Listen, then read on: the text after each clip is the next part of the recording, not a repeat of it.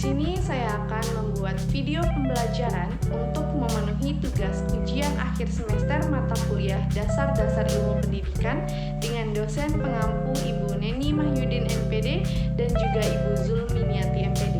Sebelumnya, perkenalkan saya dari kelas sesi 32 akan membahas materi pemikiran tentang pendidikan menurut pemikiran klasik dan baru. Baiklah, langsung saja kita masuk kepada pembahasan yang pertama, yaitu tentang pengertian aliran pendidikan. Aliran pendidikan terdiri dari dua kata, yang pertama aliran dan yang kedua pendidikan. Sebelumnya saya akan menjelaskan tentang pengertian dari kata aliran. Aliran adalah suatu paham atau pendapat yang muncul dari beberapa pelopor, yang dalam hal ini adalah tokoh pendidikan. Nah, sementara pengertian dari kata pendidikan adalah suatu usaha yang dilakukan secara sadar sehingga dalam penerapannya dibutuhkan sebuah landasan atas apa yang harus dilakukan dan bagaimana cara melakukannya. Nah, itu tadi pengertian dari kata aliran dan juga pendidikan. Sementara pengertian dari kata aliran pendidikan adalah pemikiran-pemikiran yang membawa pembaharuan dalam dunia pendidikan. Pemikiran tersebut berlangsung seperti suatu diskusi berkepanjangan, yakni pemikiran-pemikiran terdahulu selalu ditanggapi dengan pro dan kontra oleh pemikir berikutnya, sehingga timbul pemikiran yang terbaru, begitu seterusnya. Nah, agar diskusi berkepanjangan itu dapat dipahami, perlu aspek dari aliran-aliran itu yang harus dipahami. Oleh karena itu, setiap calon tenaga kependidikan harus memahami berbagai jenis aturan pendidikan. Nah, selanjutnya kita masuk kepada pembahasan pemikiran tentang pendidikan. Di sini terbagi menjadi dua, yang pertama pemikiran klasik dan yang kedua pemikiran baru. Yang pertama kita akan membahas tentang pemikiran klasik terlebih dahulu. Pemikiran klasik ini terbagi lagi menjadi 4 bagian. Yang pertama empirisme, yang kedua nativisme, yang ketiga naturalisme, dan yang keempat konvergensi. Yang pertama, saya akan menjelaskan dulu tentang empirisme. Empirisme ini berasal dari bahasa Latin, asal katanya empiri yang berarti pengalaman. Aliran empirisme ini dipelopori oleh John Locke pada tahun 1632 sampai 1704. Beliau merupakan filosof kebangsaan Inggris yang terkenal dengan teorinya tabula rasa, yang artinya meja berlapis lilin yang belum ada tulisan di atasnya. Jadi, aliran empirisme ini bertolak dari Lockean tradition yang mementingkan stimulasi eksternal dalam perkembangan manusia dan menyatakan bahwa perkembangan anak bergantung kepada lingkungan, sedangkan pembawaan tidak dipentingkan. Nah, selanjutnya, nativisme. Nativisme itu berasal dari bahasa Latin, asal katanya natives, yang berarti terlahir. Aliran ini dipelopori oleh Schopenhauer, seorang filosof berkebangsaan Jerman yang hidup dalam tahun 1788 sampai 1880. Beliau berpendapat bahwa pendidikan ialah membiarkan seseorang bertumbuh berdasarkan pembawaannya. Seseorang akan berkembang berdasarkan apa yang dibawanya sejak lahir. Hasil akhir perkembangan dan pendidikan manusia ditentukan oleh pembawaannya dari lahir. Bagi aliran nativisme ini, lingkungan sekitar tidak ada artinya, sebab lingkungan tidak akan berdaya dalam mempengaruhi perkembangan dan pendidikan tidak berpengaruh sama sekali terhadap perkembangan seseorang. Pendidikan yang diberikan tidak sesuai dengan pembawaan seseorang tidak akan ada gunanya untuk perkembangannya. Jadi, aliran nativisme ini bertolak dari Leibnizian tradition yang menekankan kemampuan dalam diri anak, sehingga faktor lingkungan termasuk faktor pendidikan kurang berpengaruh terhadap perkembangan anak. Dan hasil perkembangan tersebut ditentukan oleh pembawaan yang sudah diperoleh sejak kelahiran. Selanjutnya masuk kepada naturalisme. Naturalisme itu berasal dari bahasa Latin yaitu nature, yang artinya alam, tabiat, dan juga pembawaan. Nah, aliran naturalisme ini dipelopori oleh J.J. Rousseau pada tahun 1712 sampai 1778. Beliau merupakan filosof berkebangsaan Prancis. Aliran ini berpendapat bahwa pendidik wajib membiarkan pertumbuhan anak pada alam. Jadi, dengan kata lain, pendidik tidak diperlukan.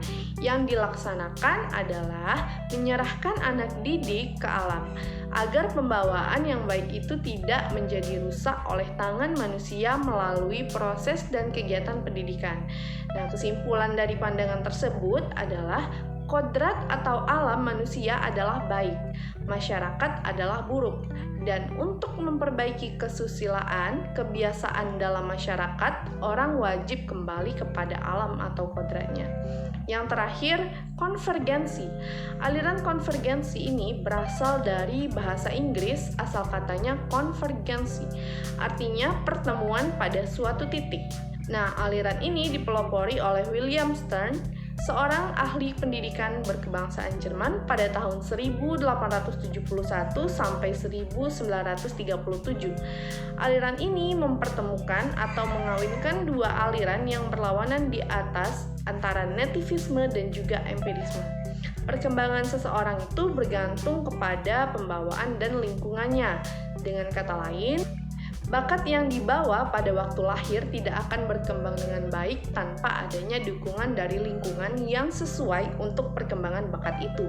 Sebaliknya, lingkungan yang baik tidak dapat menghasilkan perkembangan anak yang optimal kalau memang pada diri anak tidak terdapat bakat yang diperlukan untuk mengembangkan itu.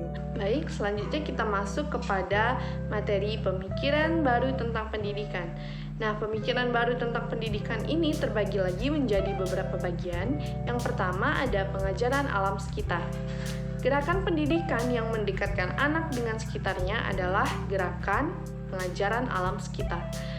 Perintis dari gerakan ini adalah F.R. Finger pada tahun 1808 sampai 1888 di Jerman dengan Heimatkunde atau pengajaran alam sekitar, dan juga J. Leichtart pada tahun 1959 sampai 1966 di Belanda dengan Het volle leven atau kehidupan senyatanya. Beberapa prinsip dari gerakan Heimatkunde atau pengajaran alam sekitar. Yang pertama, dengan pengajaran alam sekitar ini, guru dapat memperagakan secara langsung, dan pengajaran alam sekitar memberikan kesempatan sebanyak-banyaknya agar anak dapat lebih aktif. Kemudian, pengajaran alam sekitar memberi kepada anak bahan apersepsi intelektual yang kokoh dan tidak verbalitas. Yang dimaksud dengan apersepsi intelektual di sini adalah segala sesuatu yang baru dan masuk dalam intelek anak harus dapat luluh menjadi satu dengan kekayaan pengetahuan yang sudah dimiliki anak. Dan pengajaran alam sekitar memberikan apersepsi emosional karena alam sekitar mempunyai ikatan emosional dengan anak. Selanjutnya yang kedua, pengajaran pusat perhatian. Pengajaran pusat perhatian ini dirintis oleh Ovid Eminat de Crowley pada tahun 1871 sampai 1932 dari Belgia. Anak harus dididik untuk dapat hidup dalam masyarakat dan dipersiapkan dalam masyarakat. Anak harus diarahkan kepada pembentukan individu dan anggota masyarakat.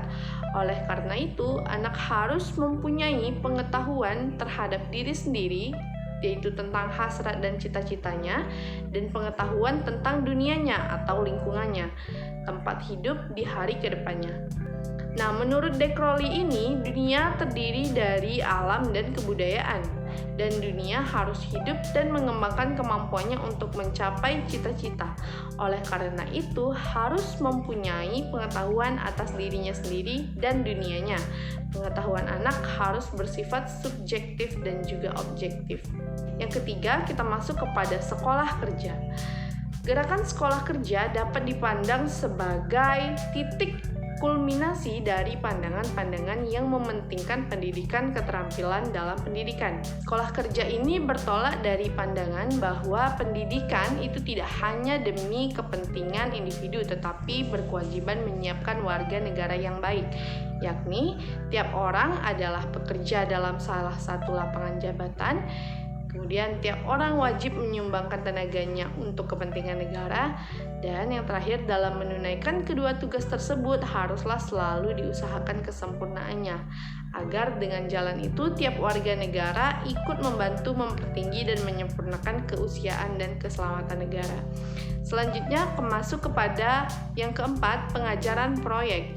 Dasar filosofis dan pedagogis dari pengajaran proyek diletakkan oleh John Dewey pada tahun 1859 sampai 1952. Namun pelaksanaannya dilakukan oleh pengikutnya yaitu W.H. Kaliparatid. Dalam pengajaran proyek, anak bebas menentukan pilihannya terhadap pekerjaan, merancang serta memimpinnya. Kemudian proyek yang ditentukan oleh anak mendorongnya mencari jalan pemecahan bila ia menemui kesukaran. Anak dengan sendirinya giat dan juga aktif karena sesuai dengan apa yang diinginkannya. Proyek itulah yang menyebabkan mata pelajaran itu tidak terpisah-pisah antara yang satu dengan yang lain. Pengajaran proyek biasa pula digunakan sebagai salah satu metode pengajaran di Indonesia, antara lain dengan nama pengajaran proyek, pengajaran unit, dan sebagainya. Yang perlu ditekankan bahwa pengajaran proyek akan menumbuhkan kemampuan untuk memandang dan memecahkan persoalan secara komprehensif. Dengan kata lain, menumbuhkan kemampuan memecahkan masalah secara multidisiplin. Pendekatan multidisiplin tersebut semakin lama semakin penting, utamanya dalam masyarakat yang maju. Poin yang kelima yaitu homeschooling. Homeschooling berasal dari bahasa Inggris yaitu home dan schooling. Home tersebut memiliki arti rumah dan schooling memiliki arti bersekolah. Jadi homeschooling berarti bersekolah di rumah. Maksudnya yaitu kegiatan yang biasanya dilakukan di sekolah dilakukan di rumah. Menurut Agus Salim, homeschooling itu berarti memindahkan segala potensi yang ada di sekolah dibawa ke rumah. Hal ini bermaksud agar segala potensi yang ada dalam diri anak dapat dikembangkan dan diajarkan di rumah. Homeschooling juga sama dengan home education, yaitu pendidikan yang dilakukan secara mandiri oleh keluarga. Yang keenam ada sekolah alam. Sekolah alam merupakan sekolah yang dibangun untuk upaya pembangunan pendidikan yang dilakukan di alam terbuka agar mengetahui pembelajaran dari semua makhluk hidup di alam ini secara langsung. Berbeda dengan sekolah pada umumnya yang menggunakan sistem ruangan berupa kelas, para siswa di sekolah alam dibebaskan waktunya untuk lebih banyak berinteraksi di alam sekitar atau di alam terbuka, sehingga terbentuk pembelajaran langsung pada materi dan pembelajaran yang bersifat pengalaman.